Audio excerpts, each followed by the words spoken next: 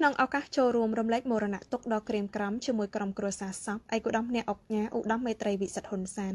ដែលកំពុងដំណើរធ្វើបុណ្យតាមប្រពៃណីនៅគេហដ្ឋាននារសៀលថ្ងៃទី31មិនិនានេះគណៈប្រតិភូសមាគមជប៉ុនកម្ពុជាដឹកនាំដោយឯកឧត្តម Takahashi Fumiyaki ប្រធានសមាគមអតីតឯកអគ្គរដ្ឋទូតជប៉ុនប្រចាំកម្ពុជា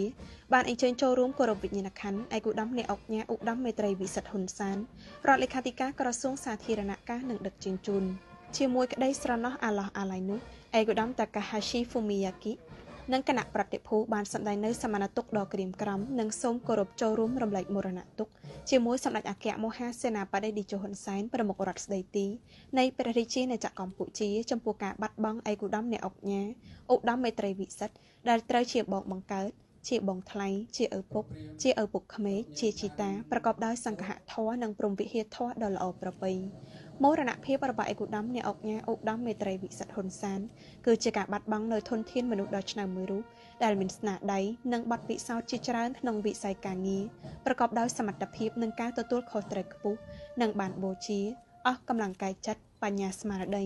ក្នុងការចូលរួមចំណែកយ៉ាងសកម្មក្នុងការកសាងអភិវឌ្ឍមាតុភូមិកម្ពុជា